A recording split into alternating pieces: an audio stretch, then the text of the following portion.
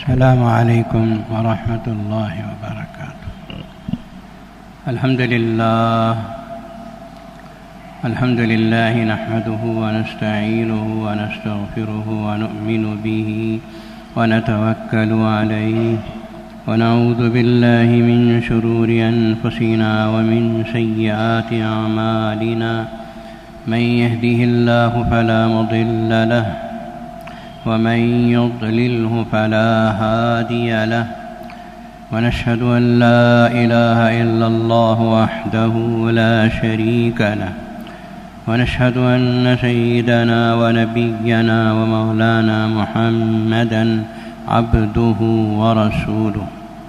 قال الله تبارك وتعالى: أعوذ بالله من الشيطان الرجيم. بسم الله الرحمن الرحيم.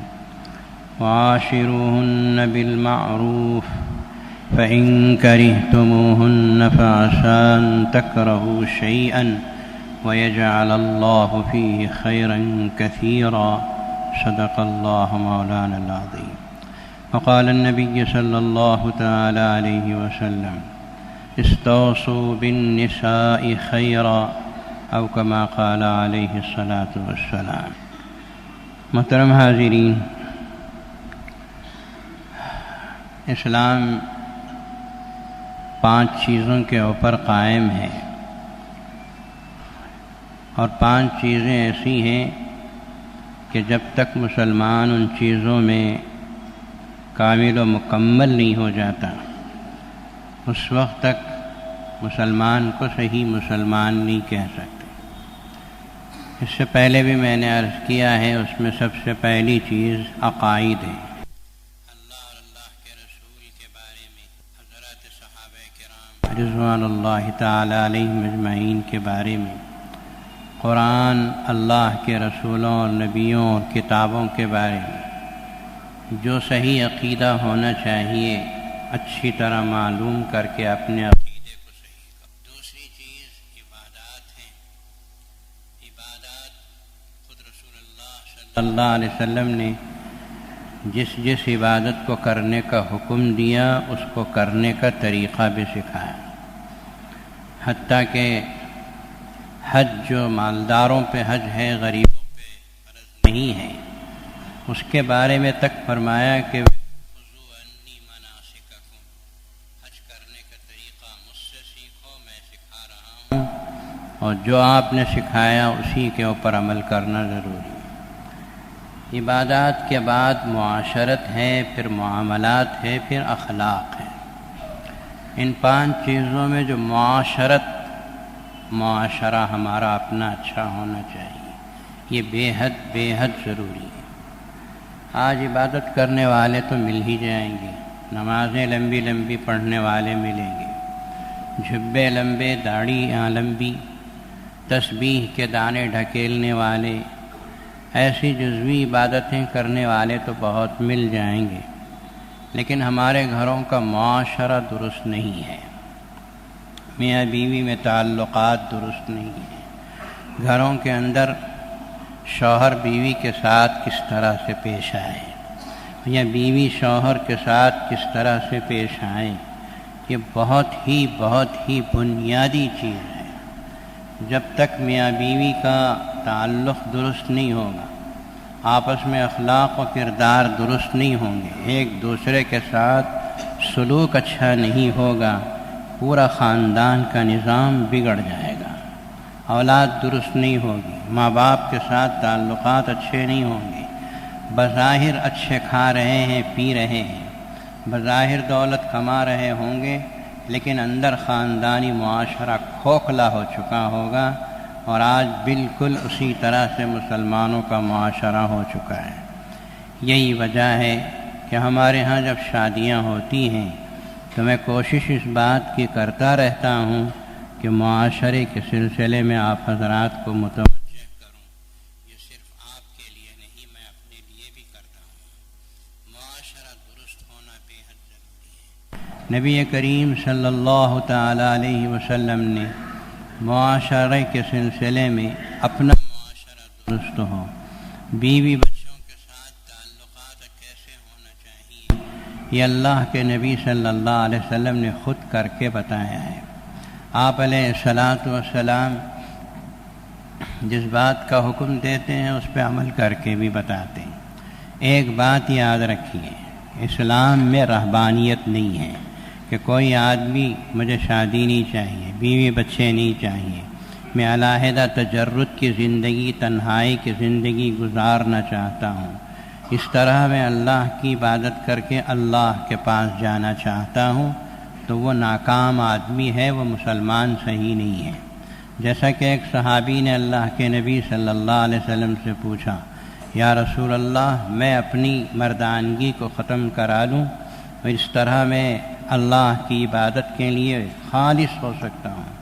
تو پیغمبر خدا صلی اللہ علیہ وسلم نے فرمایا کہ تم جیسا مجھے کرتے ہوئے دیکھتے ہو ویسا کرو، اسی میں تمہاری کامیابی ہے۔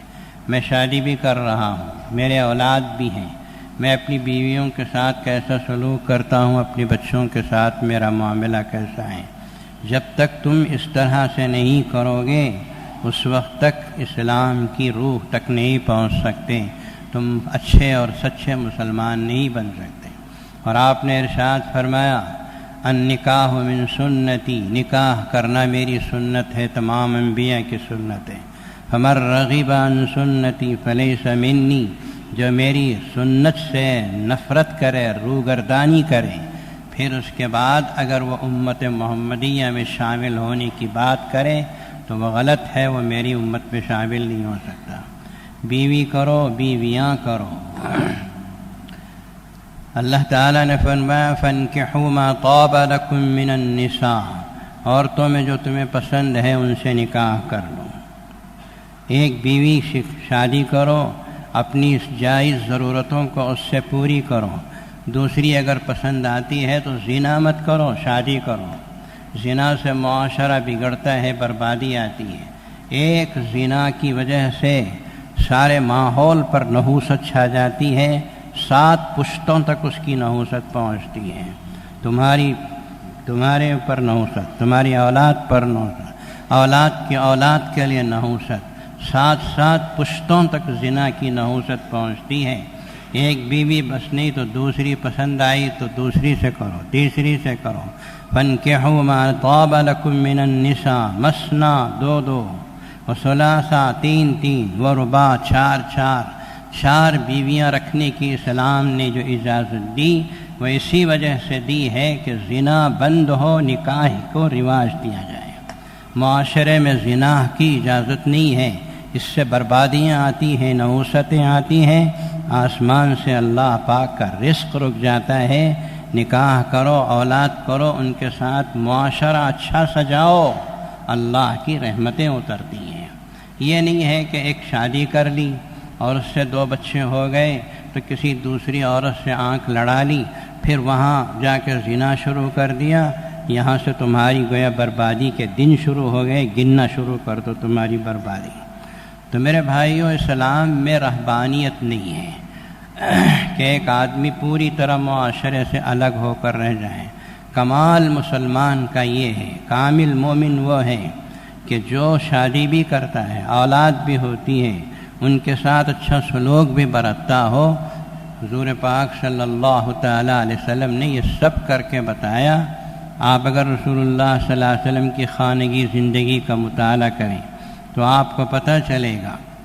حضرت عائشہ صدیقہ رضی اللہ عنہا فرماتی ہیں کہ اللہ کے نبی صلی اللہ علیہ وسلم جب بھی گھر آتے تھے، مسلمانوں سنو، تمہاری زندگی میں داخل کرو، جب اللہ کے رسول گھر آتے تھے تو 2 باتوں کو ہم نے ہمیشہ زندگی میں آپ کے پایا۔ ایک یہ کہ آپ سلام کر کے گھر میں داخل ہوتے تھے، دوسرا یہ کہ آپ کے چہرے پہ مسکراہٹ ہوتی تھی، باہر کی جھلاہٹ چہرے پہ لے کے نہیں آتے تھے۔ آپ باہر تجارت کرتے ہیں، کسی قرضدار نے قرض پوچھ لیا، آپ وہاں جھلا کے باہر سے گھر آتے ہیں تو سارا غصہ بیوی پہ کاٹتے ہیں، نہ سلام نہ کلام۔ بیوی نے کچھ پوچھا تو اس سے لڑنے اور جھگڑنے لگے۔ یہ رسول اللہ صلی اللہ علیہ وسلم کا طریقہ نہیں ہے۔ مسلمانوں، مسکراتے ہوئے گھر آنا، سلام کرتے ہوئے آنا۔ اور پھر رسول اللہ صلی اللہ علیہ وسلم نے اپنی بیویوں کا ساتھ دیا۔ ایک مرتبہ حضرت عائشہ آٹا گوندھ رہی تھی، اللہ کے نبی صلی اللہ علیہ وسلم تشریف لائے، فرمایا لاؤ میں آٹا گوندھ دیتا ہوں۔ آپ نے آٹا گوندھ کے ایک روٹی بنائی۔ پیغمبر خدا صلی اللہ علیہ وسلم کو روٹی بنانے کی کیا ضرورت ہے؟ آپ کو ضرورت تھی بنانے کی؟ اگر آپ اللہ سے دعا کر دیتے تو روٹیوں کا خزانہ آسمان سے اتر سکتا تھا، صحابہ کرام کو اشارے کر دیتے تو گھر گھر سے روٹی آ سکتی تھی، لیکن اللہ کے نبی صلی اللہ علیہ وسلم کو ایک معاشرہ بتانا مقصود تھا کہ معاشرے میں اس طرح جیا جاتا ہے۔ قرآن مجید نے کہا ہن لباس لکم وانتم لباس لہن۔ مسلمانوں سنو اس بات کو اچھی طرح کہ عورتیں تمہارا لباس ہیں، تم ان کا لباس ہو، یعنی میاں اپنی بیوی کے لیے لباس ہے، بیوی اپنے شوہر کے لیے لباس۔ یہ قرآن مجید نے عجیب مثال دی کہ جب ایک لڑکا لڑکی آپس میں شادی رچاتے ہیں تو شوہر اپنی بیوی کے لیے لباس، بیوی اپنے شوہر کے لیے لباس ہے۔ اس کی تفسیر میں ہمارے بزرگوں نے لکھا، قرآن مجید کی آیت شریفہ پیش کی کہ قرآن مجید میں اللہ تعالیٰ نے لباس دو چیزوں کے لیے قرار دیا ہے۔ ایک تو یہ فرمایا کہ لباس یواری سوآتکم، لباس تمہاری شرمگاہوں کو چھپاتا ہے، تمہارے عیبوں کو چھپاتا ہے۔ دوسرا فرمایا وریشا، یہ لباس تمہارے لیے زیب و زینت کا سبب بنتا ہے۔ میاں بیوی آپس میں ایک دوسرے کا لباس ہیں تو یہی کام ہے ان کا کہ جیسا لباس عیبوں کو چھپاتا ہے، شوہر کو چاہیے کہ اپنی بیوی کے چھوٹے موٹے عیبوں کو یوں ہی معاف کر دے، چھپا دے۔ بیوی کو بھی چاہیے کہ اپنے شوہر کے چھوٹے موٹے عیبوں کو یوں ہی چھپا دے اور معاف کر دے۔ جیسے لباس چھپاتا ہے عیبوں کو، تم بھی آپس میں ایک دوسرے کا چھپاؤ۔ اور فرمایا کہ لباس ریشہ، زیب و زینت کا سبب بنتا ہے، بیوی اپنے شوہر کے لیے زیب و زینت ہے، زیب و زینت کرے۔ اور پھر شوہر کو بھی چاہیے کہ اپنی بیوی کے لیے زیب و زینت کے ساتھ رہے، ایک دوسرے کی نگاہ نہیں بھٹکنا چاہیے۔ یاد رکھو نکاح کیوں کرتے ہیں؟ اسی لیے کرتے ہیں تاکہ اپنی شرمگاہوں کا، اپنی آنکھوں کا غلط استعمال سے حفاظت کرو۔ والحافظین فروجہم، اپنی شرمگاہوں کی حفاظت کرنے والے مومن ہوتے ہیں۔ اپنی نگاہوں کی حفاظت، اپنی شرمگاہوں کی حفاظت۔ بیوی جب مل گئی تو بس تمہارے لیے اب کسی اور طرف بھٹکنے کی ضرورت نہیں ہے، اپنی نگاہوں کو ادھر ادھر لے جانے کی ضرورت نہیں۔ ہن لباس لکم وانتم لباس لہن۔ پیغمبر خدا صلی اللہ علیہ وسلم نے بڑی تفصیل سے بتایا کہ ایک اچھی بیوی کیسی ہوتی ہے، ایک اچھا شوہر کیسا ہوتا ہے۔ اچھی بیوی کون ہے؟ اچھی بیوی کی تعریف اللہ کے رسول صلی اللہ علیہ وسلم نے سب سے پہلے یوں فرمائی، الدنیا کلھا متاع وخیر متاع الدنیا المرأة الصالحہ۔ یہ دنیا پوری ساز و سامان ہے، اور اس پورے ساز و سامان میں، ان دولتوں کے انبار میں سب سے بہترین دولت اگر کوئی ہے تو وہ نیک بیوی ہے۔ مرأت صالحہ، نیک بیوی۔ خوبصورت بیوی کا لفظ نہیں کہا، خوبصورتی نہیں ہے، خوبصورتی ڈھلنے والی چیز ہے۔ کسی کے چہرے پہ حسن ہے، گورا پن ہے، اور کہیں یہ خوبصورتی بڑی ہوئی ہے، اس خوبصورتی پہ مت جاؤ، یہ خوبصورتی تو ڈھل جائے گی۔ 10 جلاب لگ گئے تو سارا چہرہ پنجرے کی طرح ہو جائے گا۔ خوبصورتی کوئی چیز نہیں ہے، خوبصورت ہو، اچھے اخلاق و کردار کی ہو، دینداری اگر پائی جاتی ہے تو اس سے سب سے بڑی کامیابی کی بات ہے۔ المرأة الصالحہ اسی کو کہتے ہیں جس کی سیرت اچھی ہوتی ہے۔ یہ کون ہے اچھی سیرت والی؟ اللہ کے نبی صلی اللہ تعالی علیہ وسلم نے ارشاد فرمایا، ان امرها اطاعته، اچھی بیوی وہ ہے جو شوہر حکم دے تو فوراً فرما برداری کرے۔ وَإِن نَظَرَ إِلَيْهَا سَرَّتْهُ، شوہر دیکھے تو خوش کر دیں، دل خوش کر دیں۔ ہمارے بزرگوں نے ایک عجیب نکتہ یہ بیان فرمایا، خوبصورت بیوی کو دیکھنے سے آنکھیں ٹھنڈی ہوتی ہیں۔ اللہ کے نبی صلی اللہ علیہ وسلم آنکھوں کے ٹھنڈی ہونے کی بات نہیں کر رہے ہیں، سمجھ میں آتا ہے؟ آنکھوں کے ٹھنڈی ہونے کی بات نہیں ہے، دل خوش ہو، دل ٹھنڈا ہو۔ خوبصورت چہرے کو دیکھنے سے آنکھوں کو ٹھنڈک ملتی ہے، لیکن سیرت اچھی ہوتی ہے تو دل کو ٹھنڈک ملتی ہے، دل خوش ہوتا ہے۔ دل خوش کرنے والی چیز کو پیدا کرو کہ کیریکٹر اچھا ہو، اخلاق اچھا ہو، کردار اچھا ہو۔ یہ اچھے اخلاق، اچھے کردار اور ایسی سیرت کے جس سے شوہر کا دل خوش ہو جائے، یہ کون ہے؟ ہمارے اللہ والے بزرگوں نے کہا ہے کہ وہ عورت جس کے اندر 4 صفتیں پائی جاتی ہوں۔ پہلی فرمایا کہ چہرے کے اوپر اس کے حیا ہو۔ حیا بہت بڑی چیز ہے۔ حیا تو مرد میں بھی ہونا چاہیے، عورت میں بھی ہونا چاہیے۔ مرد بھی اگر بے حیا ہو جائے تو پھر تو بری بات ہے۔ حیا ایمان کی علامت ہے۔ مرد کے لیے بھی زیور ہے، لیکن عورت کے لیے تو بہت بڑا زیور ہے حیا۔ چہرے کے اوپر حیا ہو جس عورت کے۔ پھر دوسرا فرمایا کہ زبان میٹھی ہو، جب دیکھو جلی کٹی سنانے والی، جب دیکھو شوہر سے لڑنے والی، بات کری تو شوہر ڈر کے بھاگ جائے، چیخ و چلا کے بات کرے یا کڑک آواز سے بات کرے، یہ ٹھیک نہیں ہے۔ اپنی زبان کو میٹھی بنا کے رکھے۔ اور تیسری چیز فرمایا کہ جس بیوی کا دل میں نیکی پائی جاتی ہو، شوہر کے مال کے اوپر بری نیت نہ ہو، شوہر کے اوپر بری نیت نہ ہو، شوہر بوڑھا مر کے تو جائے کہیں، یا اس شوہر کو مرے دوسری میں شادی کروں، ایسی بری قسم کی نیت جس عورت کے دل میں نہ ہو۔ اور چوتھی چیز فرمایا کہ ہمیشہ اس کے ہاتھ کسی نہ کسی کام میں لگے ہوئے ہوں، ہمیشہ اس کے ہاتھ کسی نہ کسی کام میں لگے ہوئے ہوں۔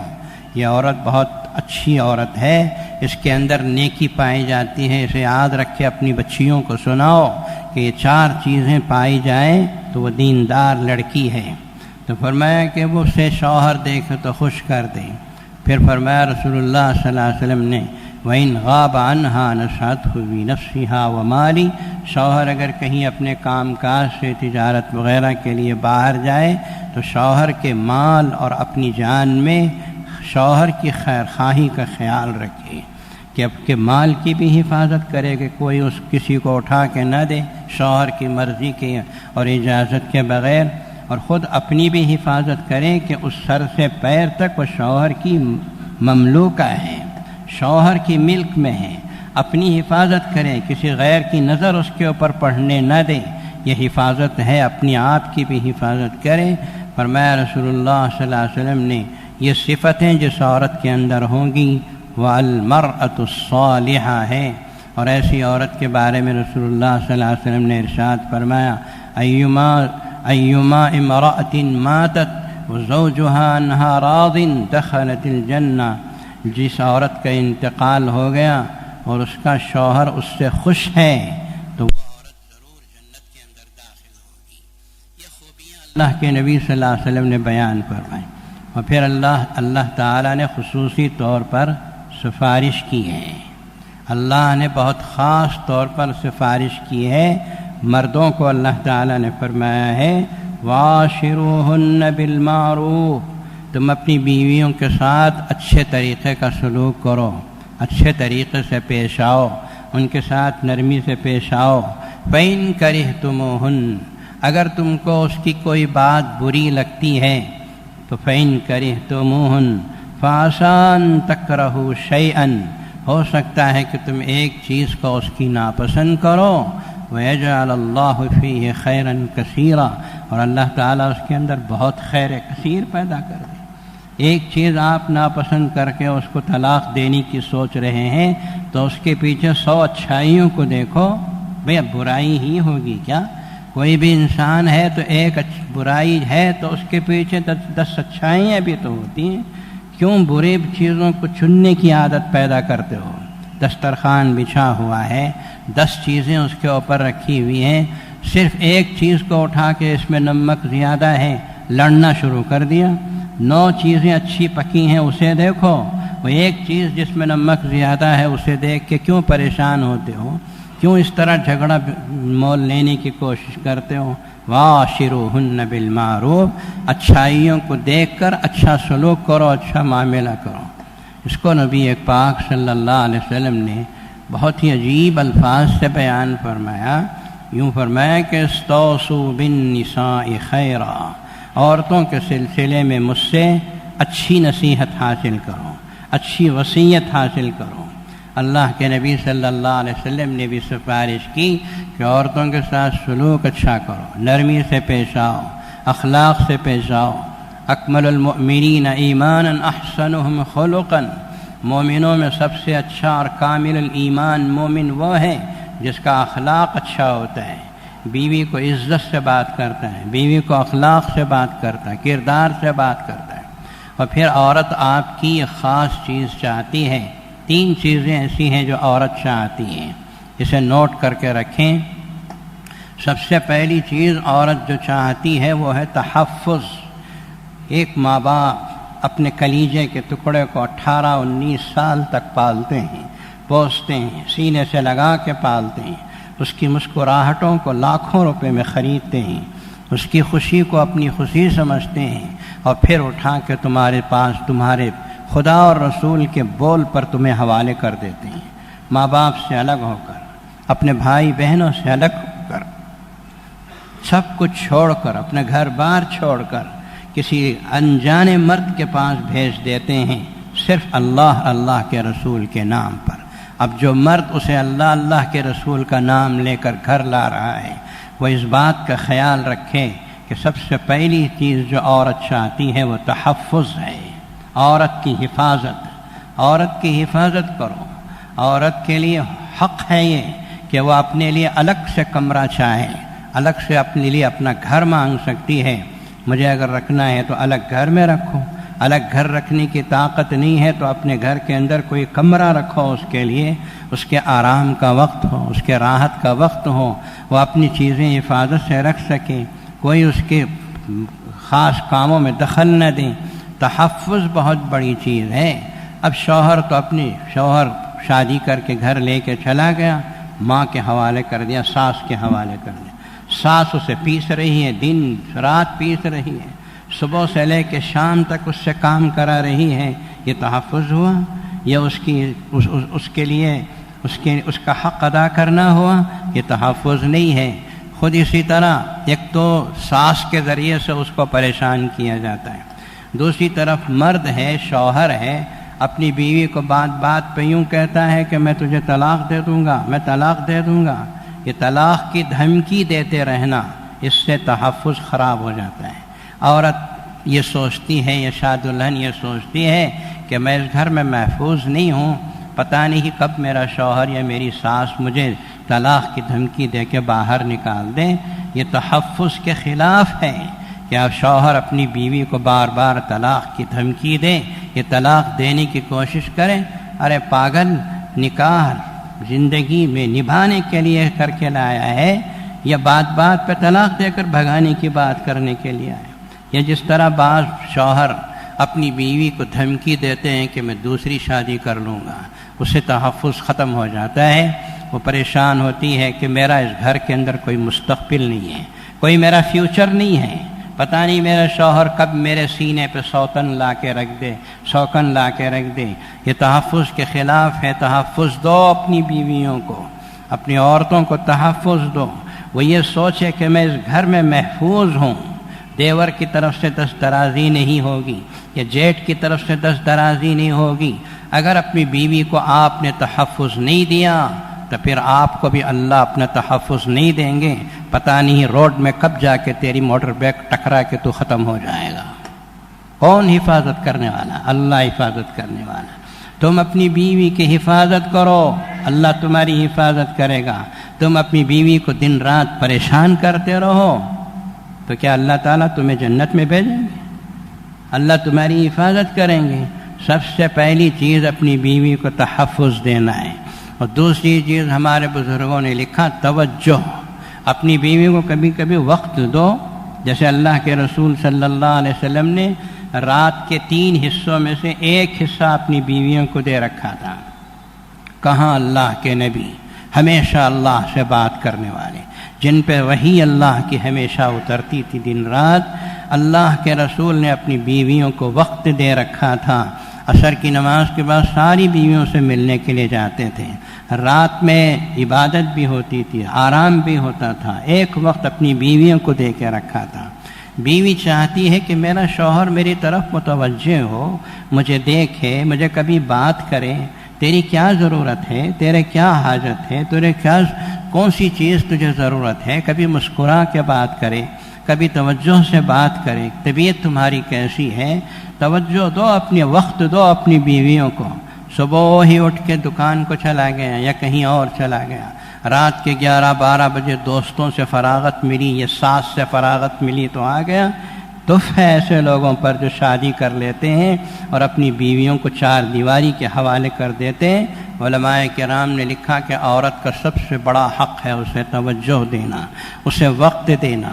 اور تیسری چیز ہمارے بزرگوں نے یہ لکھا ہے کہ کبھی کبھی اپنی بیوی کی حوصلہ افزائی بھی کرو۔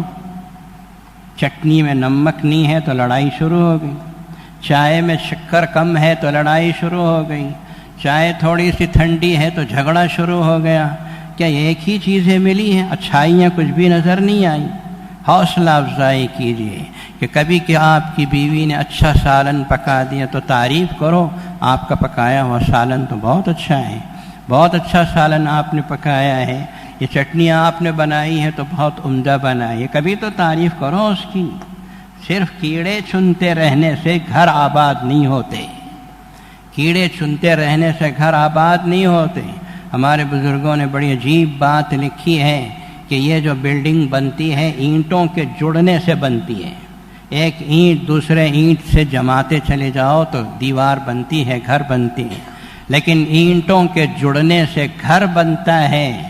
گھر آباد کرنے کے لیے دلوں کا جڑنا ضروری ہے۔ جب اینٹیں جڑتی ہیں تو گھر بنتا ہے، لیکن دل جب جمتے ہیں تو گھر آباد ہوتے ہیں۔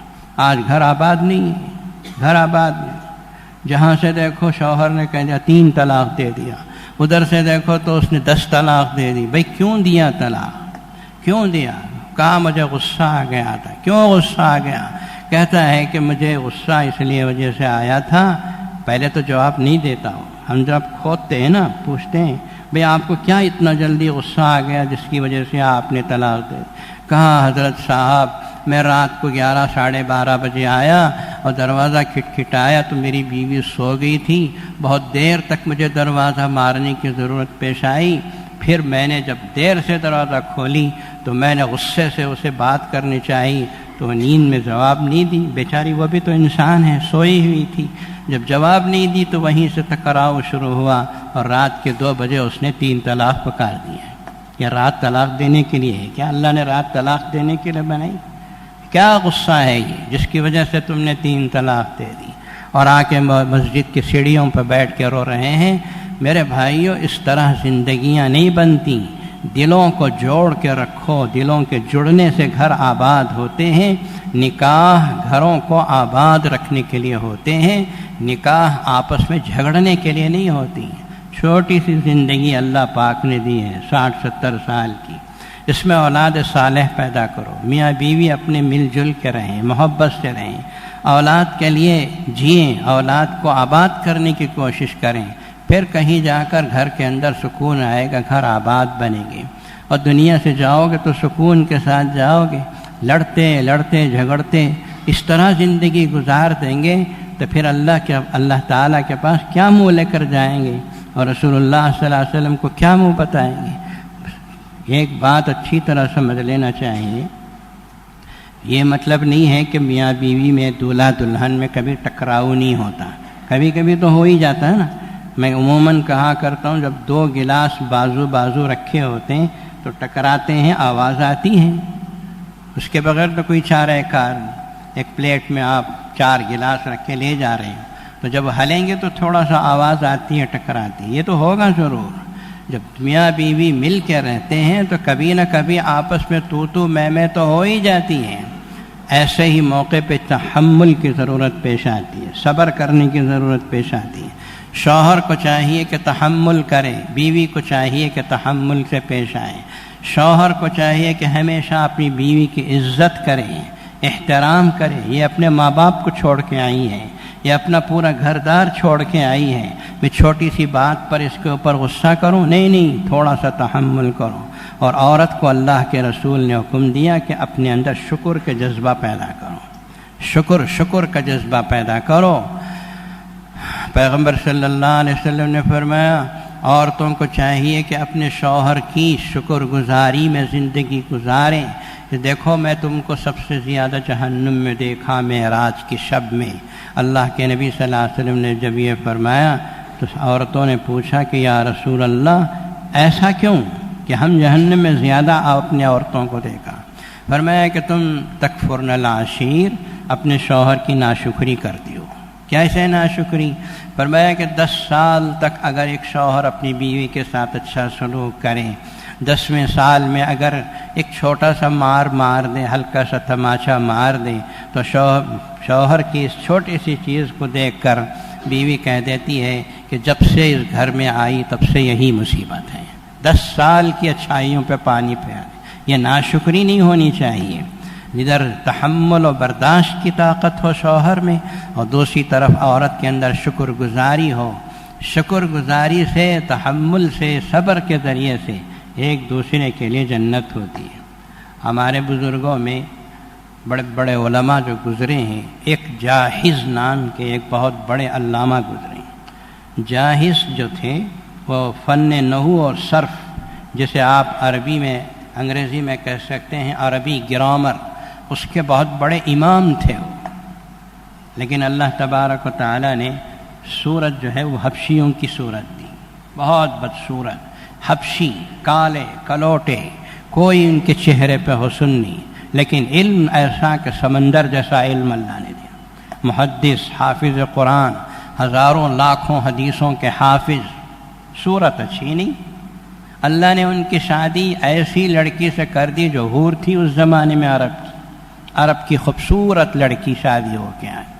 ایک مرتبہ یہ دونوں میاں بیوی آپس میں بیٹھے ہوئے تھے، ایک طرف کالے کلوٹے شوہر اور دوسری طرف عرب کی حور گویا تھی وہ خوبصورت۔ کتابوں میں لکھتے ہیں کہ بہت خوبصورت۔ وقت کے خلیفے نے اپنی بیٹی کا نکاح اس سے کرنا چاہا تھا، اپنے بیٹے کا، لیکن باپ نے پسند نہیں کیا، جاحظ سے شادی کر دی۔ علامہ جاحظ بیٹھے ہوئے تھے، ان کی بیوی نے جو خوبصورت تھی اپنے شوہر کو دیکھ کے مسکرایا اور مسکراتی چلی گئی۔ شوہر نے پوچھا کیوں ہنس رہی ہو؟ میری صورت کو دیکھ کے ہنس رہی ہو؟ اب اس زمانے کے شوہر ہوتے ہیں کہ ہنس رہے ہیں کیا، مجھے مذاق اڑا رہے ہیں کیا؟ ایسا ہی رویہ۔ علامہ جاحظ نے پوچھا کیوں ہنس رہی ہو، کیوں مسکرا رہی ہو؟ کہا کہ میں تمہیں دیکھ کے مسکرا رہی ہوں، خوش ہو رہی ہوں۔ کیا خوشی ہے؟ کہا کہ میں بھی جنتی، تم بھی جنتی۔ وہ کیسے؟ علامہ جاحظ تو بہت بڑے عالم تھے، انہوں نے اپنی بیوی سے پوچھا میں بھی جنتی، تو بھی جنتی، کیسے پتہ چل گیا؟ تجھے کیسے معلوم ہو گیا؟ کہا کہ میں تمہیں دیکھ کے صبر کرتی ہوں تو مجھے صبر کرنے کی وجہ سے جنت، تم مجھے دیکھتے ہو تو شکر کرتے ہو، شکر کرنے کی وجہ سے تمہیں جنت ملے۔ میری جیسی خوبصورت تم کو مل گئی، شکر کرو، اور تمہارے جیسا بدصورت مجھے ملا، میں صبر کرتی ہوں، میرے لیے بھی جنت۔ اب اس زمانے میں اگر ایسا واقعہ پیش آئے تو آج کے زمانے کا مرد تو 100 طلاق دے دے گا۔ مجھے بدصورت بولتی کیا؟ مجھے بدصورت بولتی ہے، چاہتے جب میں نے 100 طلاق دے۔ لیکن اس زمانے کے لوگ تو تھے۔ علامہ جاحظ نے فرمایا کہ تو نے بجا کہا، بجا کہا، بجا کہا، 3 مرتبہ انہوں نے، بالکل تو نے صحیح کہا، میں تو تجھے دیکھ کے دن میں 100 مرتبہ شکر کرتا ہوں کہ مجھ جیسے بدصورت کالے کلوٹے کو تیری جیسی خوبصورت عورت مل گئی، اور تجھے تو شکر کرنا ہی چاہیے، تجھے تو صبر کرنا ہی چاہیے کہ مجھ جیسا کالا کلوٹا ملا۔ اس طرح آپس میں ایک دوسرے سے نبھانے سے زندگیاں آباد ہوتی ہیں۔ اور پھر علامہ جاحظ کو جو اولاد اللہ نے دی اور ان کو کیسے کیسے پڑھے لکھے بچے ہوئے، اس کی تاریخ بیان کرنے کا اس وقت موقع نہیں، اللہ نے ان کا گھر آباد کر دیا، آباد کر دیا۔ میرے بھائیوں، اپنے گھروں کے معاشرے کو درست کرو۔ دولت کما لینا بڑی بات نہیں ہے، پیسے کما کے ہر بیڈ روم میں ٹی وی فٹ کر لینا بڑی بات نہیں ہے۔ اپنے گھر میں بیوی بچوں کے ساتھ سلوک اچھا کرو، اولاد صالح پیدا کرنے کی کوشش کرو، اپنی بیوی کے ساتھ ایسا سلوک کرو کہ کل قیامت کے دن اللہ تعالیٰ تمہاری بیوی کو کھڑا کے یوں پوچھ دے تیرا شوہر تیرے ساتھ کیسا سلوک کرتا تھا، تو آپ کی بیوی اللہ کے سامنے یوں کہہ دیں، یا اللہ میرے شوہر سے میں خوش ہوں، میری زندگی میں کبھی اس نے مجھے کوئی تکلیف نہیں پہنچائی، تب آپ کامیاب کہے جا سکتے ہیں۔ ورنہ آپ دنیا میں دولت کما لیں، بڑے بڑے دولت مند بن جائیں اور بڑی بڑی کھوٹیاں کھڑی کر لیں، کروڑوں روپے کا بینک بیلنس آپ کے پاس ہو، اور آپ کی بیوی آپ کے پیچھے کہتی ہے کم بخت مردود، کماتا تو بہت ہے، بیوی بچوں پہ خرچ نہیں کرتا، تو پھر تو آپ سے بڑا بد نصیب اور کوئی نہیں۔ خوش رکھنا سیکھو، خوش رہنا نہیں، خوش رکھنا سیکھو۔ جب تم اپنی بیوی بچوں کو خوش رکھو گے تو اللہ تم کو خوش رکھے گا۔ تم خوش رہنے کی کوشش کرو گے، خواہ کوئی خوش رہے یا نہ رہے، تو پھر تو تمہاری خوشی کی کوئی گارنٹی نہیں۔ خوشیاں اور مسرتیں تو اللہ پاک کی طرف سے آتی ہیں، اور اللہ انہی کو خوش رکھتے ہیں جو دوسروں کو خوش رکھتا ہے۔ دوسروں کو ستایا، پریشان کیا، بیوی کو ستایا، بچوں کو پریشان کیا، جب دیکھو زبان پہ گالی گلوچ، جب دیکھو زبان پر ماں بہن کی گالی، جب دیکھو دوسروں کو مارا توڑی، ایسے لوگ زندگی میں چند دن شاید اچھا جی لیں، لیکن ان کا انجام برا نہیں ہے، ان کا انجام برا ہے، اچھا نہیں ہے۔ خاص طور پر ایک بات اچھی طرح نوٹ کر لیں کہ ہمارے آج کل کے شادی ہونے والے اپنی بیوی کو کے ذمہ دار وہی ہیں، اسے کھلانا پلانا، اس کی خوشیوں کا خیال رکھنا۔ شوہر اپنی بیوی کا پورا ذمہ دار ہے۔ شوہر اگر یوں کہہ دیں میری ماں جیسا بولے گی ویسا تجھے رہنا پڑے گا، تم تیری ماں سے شادی کیا یا تیرے سے شادی کیا؟ میری ماں کیسا بولے گی تجھے ویسا رہنا پڑے گا، یہ ماں سے شادی نہیں کیا، لڑکے سے شادی کیا ہے۔ یہ ساسوں کا ظلم بہت بڑھ گیا، ساس اللہ کی مار ہو ایسی ساسوں پر کہ جس کی وجہ سے بہت سی لڑکیاں جلائی جا رہیں۔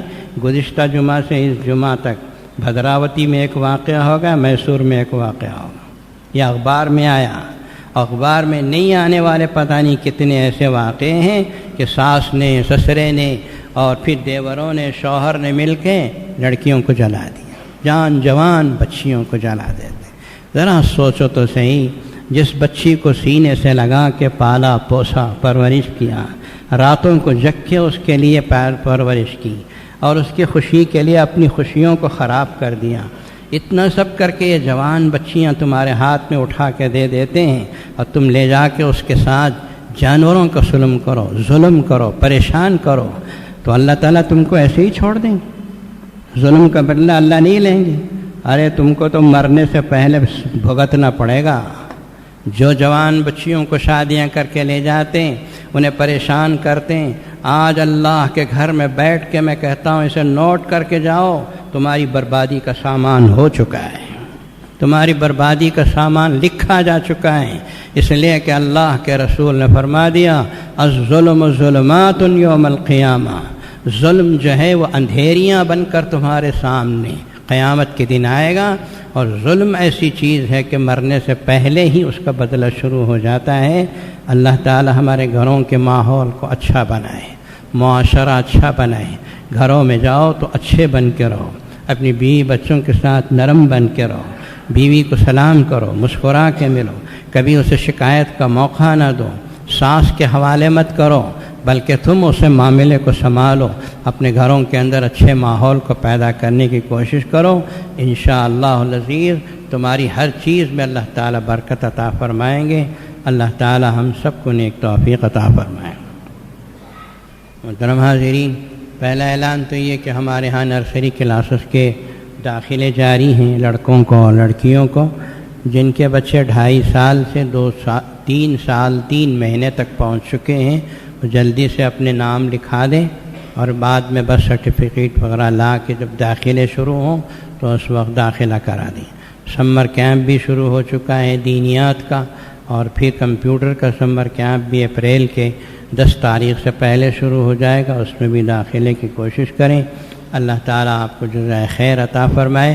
ہمارے جامع العلوم جامع مسجد کا سب سے بڑا مقصد یہی ہے کہ مسلمانوں میں دین پیدا ہو، مسلمانوں میں دینی تعلیم آئے، دینی تعلیم آئے، عصری تعلیم کے ساتھ مسلمانوں میں دینی تعلیم بھی ہو، یہ سب سے بڑا ہمارا مقصد ہے، تاکہ ہمارے بچے اور بچیاں ایک اچھے انسان بن کر اس معاشرے کے اندر ایک اچھی زندگی حاصل کریں۔ اللہ تعالیٰ آپ کو جزائے خیر عطا فرمائے، آپ کی مدد، نصرت و اعانت کو شرف قبولیت عطا فرمائے۔ اللہ تعالیٰ اس کو قبول فرما کر ہمارے بچوں کو دین سے وابستہ فرمائے، دنیا کے فتنوں سے بچائے، جو پریشانیاں ہیں اللہ تعالیٰ امت کی ان سب کو دور فرمائے، اور اللہ تعالیٰ ہمارے اور آپ کے لیے نجات کے فیصلے فرمائے۔ وآخر دعوانا الحمدللہ۔